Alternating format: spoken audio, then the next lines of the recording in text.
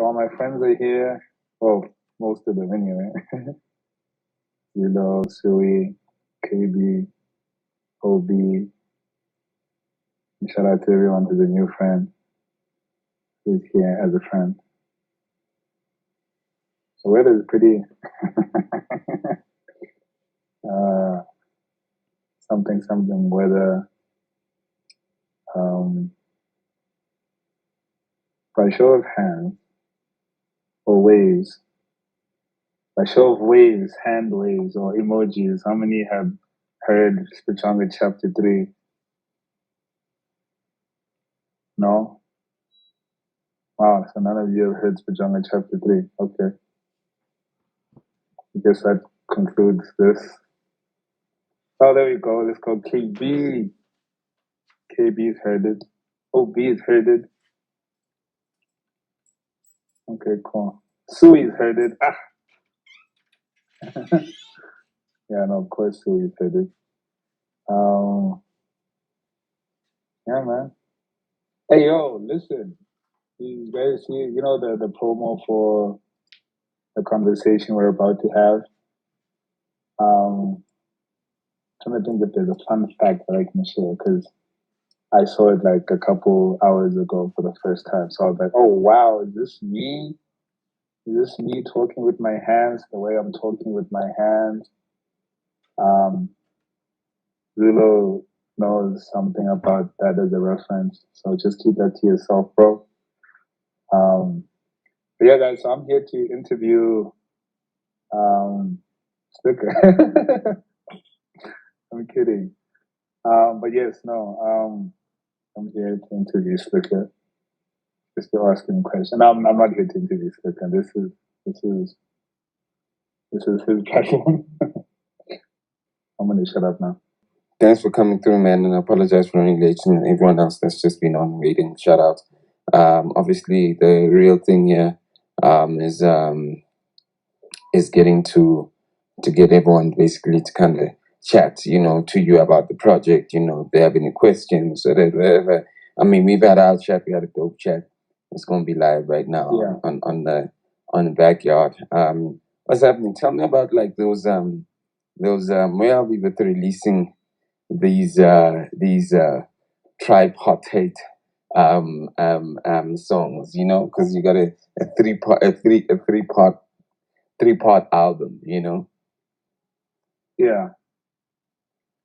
Yeah, I mean, the plan was always to kind of put it together as an album.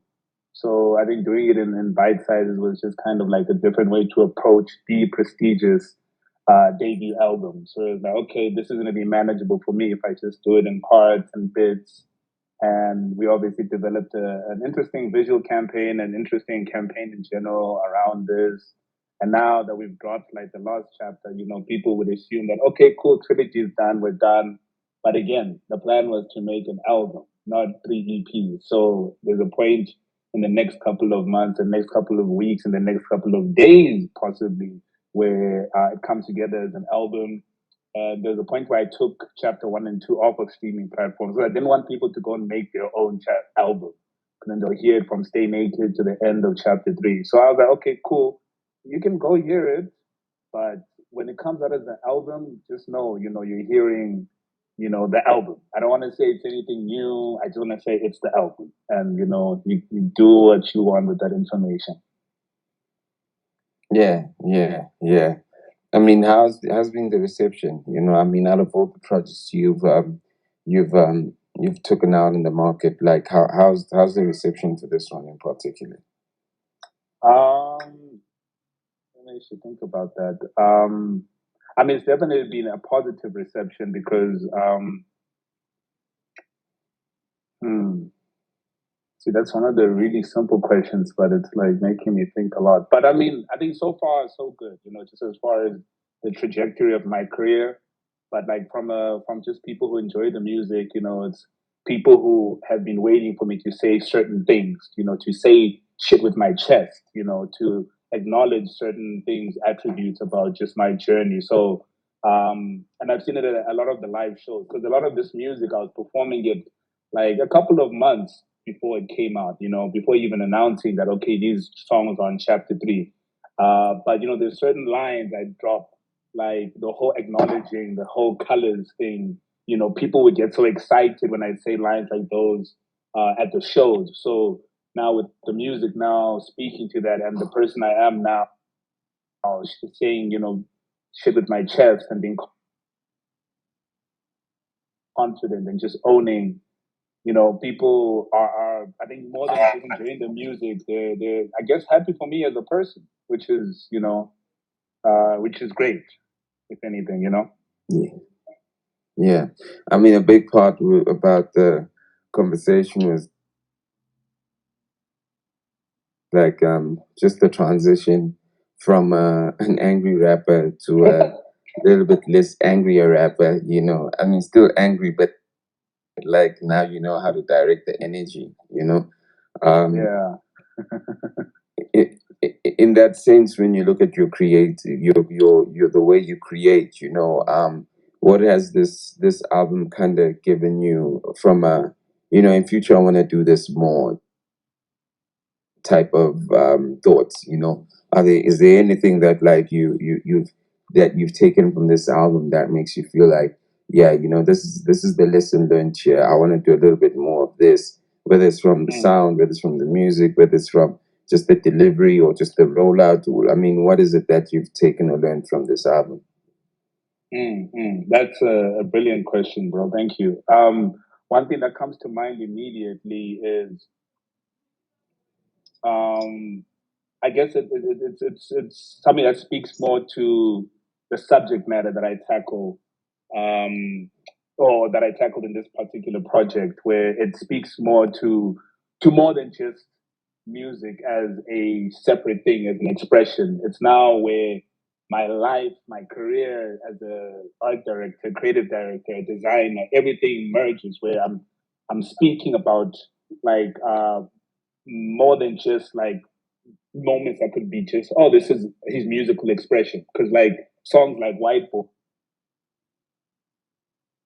or songs like Established speak to, my pursuits as a, like with the company Normal, and this is something I also picked up from your Drakes and your Jay-Z's, who have been people who have been documenting their careers, like breaking the fourth wall, like speaking about the career in the music, as opposed to, okay, cool, when I'm making music, I'm speaking about this and that. Like Jay-Z has documented his career from him being like, a businessman, and just all these, like his trajectory and all those things. It's not like they leave it to just the business. So what I'm trying to say is that the business of their music is something that they even speak about in the music. So I think with chapter three, um, I think I just like how that tied in, because in chapter two, I was speaking about like, what am I, a rapper or a graphic designer? There was that separation I was trying to combat. And now in chapter three, it's like, does it even matter? Or is it just good for my Instagram bios, like, those titles and whatnot? So now it's like everything, there's nothing off bounds, as far as what I speak about in my music. There's nothing that my music isn't just about relationships. My music isn't just about whatever I'm angry about. It's now about like whatever's in front of me right now. Just, yeah, yeah. And I think that's something I want to be more intentional about going forward as well, because you never know where life takes you, and it's gonna see where it does, and wherever it takes you, I'm gonna translate it into the music. Yeah, And I mean, another thing about you, I mean, we speak like people might know you're a designer, right? yeah.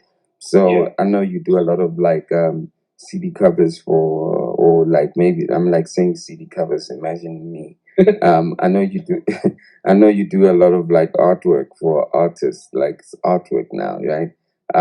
Yeah. Now the decision on who you designing the artwork for, is it like based on how dope the music is? Would you kind of not do someone's artwork because their music is trash, or you just like, yo, you know, I, I'm gonna give you this dope cover, but the music is still trash, or this dope artwork, but the music is still trash.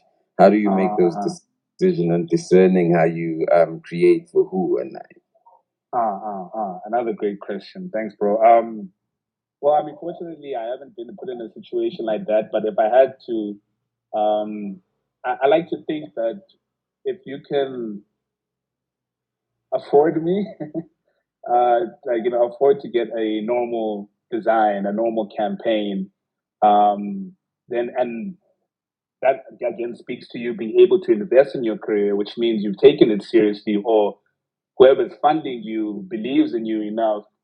I think you're at a point where I guess your music isn't, I guess, trash, or rather, it's.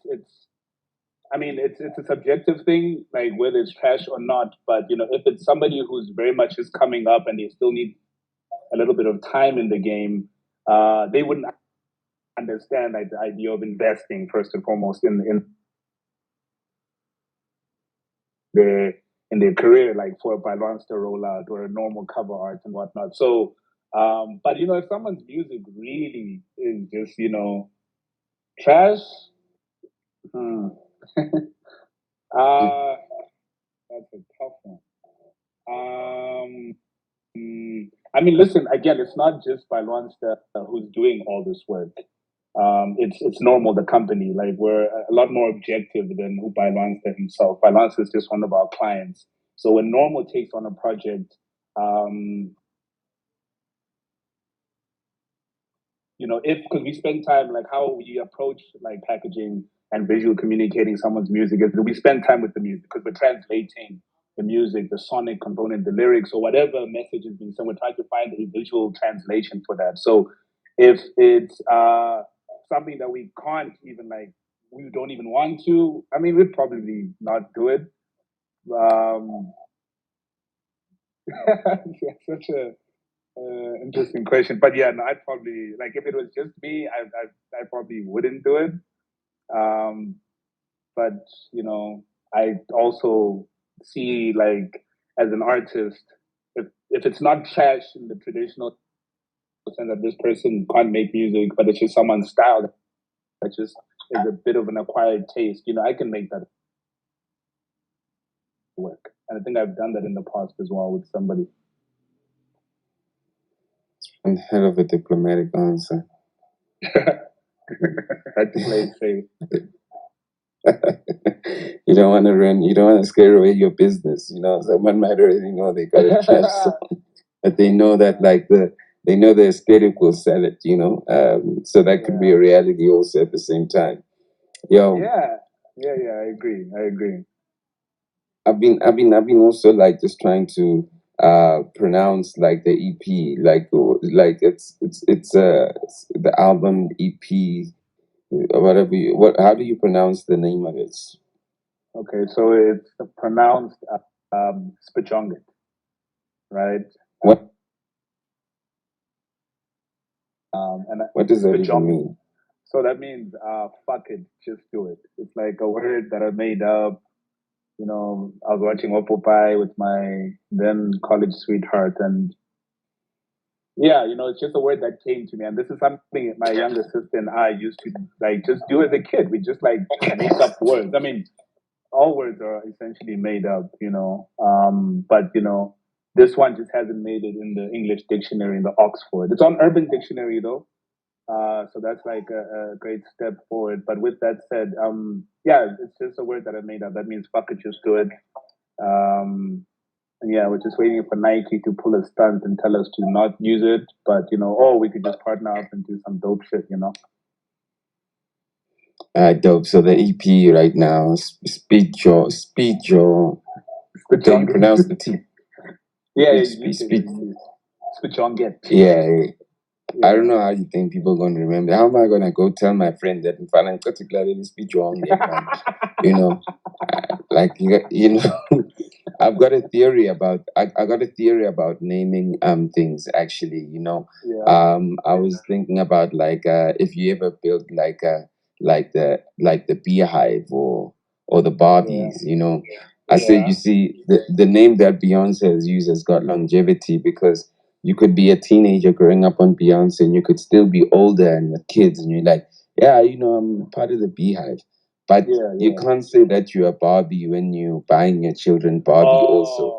So it's almost like the naming the naming mechanism for Nicki Minaj, it restricts you, right? It was just Yeah, a lesson of like naming things, you know. So I was curious about the name Spijong. I was like, so okay, now I gotta make that name mainstream. You know what I mean?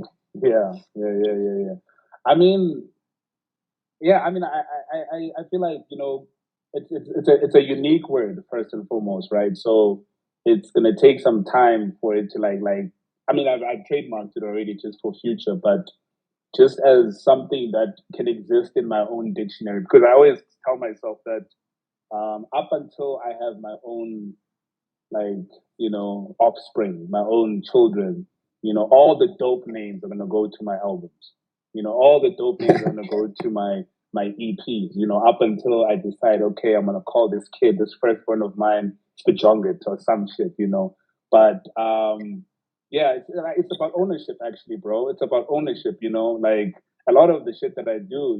A lot of me wearing multiple hats, is really just about ownership. So even owning a word that, no one else has thought of, even like flipping the A in normal into an upside down A was an attempt at owning. Even like the last project, the project I put out in 2016 was called You're Absolutely Right, but not your with the apostrophe RE. It was You're Absolutely Right. So I think there was a review that came out, and the person started off as saying that my inner grandma Nazi wanted to say some shit about the misspelling of this album, but I did my research and to find that he was intentional about that. So yeah, man, I just want like when you search this shit, it only goes to one place. Google's not gonna say, "Did you mean?" It's gonna say, "Oh yeah, we know exactly what you're looking for because this is the only version of this to ever exist." So yeah, man. I mean, if it's like a name that's common, we're gonna change something in that name somehow, just to kind of own it at the end of the day. And give me 10 years, we're gonna have our own normal dictionary, and we're gonna be teaching kids how to, say fuck you to the English dictionary and all that. That's not the game plan, but that's something I wouldn't mind exploring.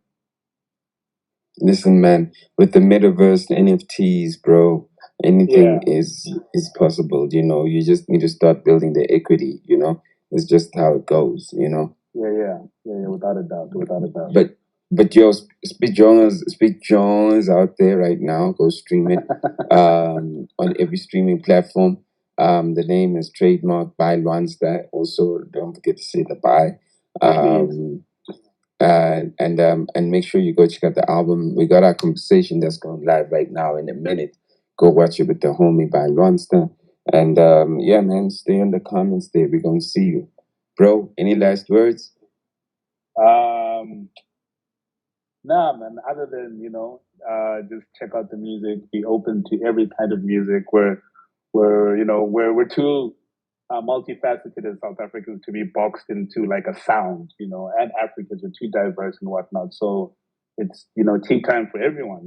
Like if you're South African, you're making South African music. That's all that matters. That's all you need to be a South African artist. That's all you need to be to make South African music. Just be South African.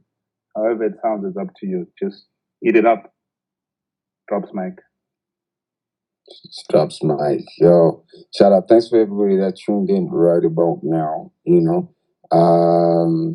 Go check out our interview right now with the homie, ByLwansta, and make sure you also go check out and make sure you also go check out the EP. That's what we do it for the music. Go check out the music. That's what we do it for. You know what I mean? Peace out, y'all. Have a great evening. Let's study. Shut up. Shut up. Easy. Shabbat.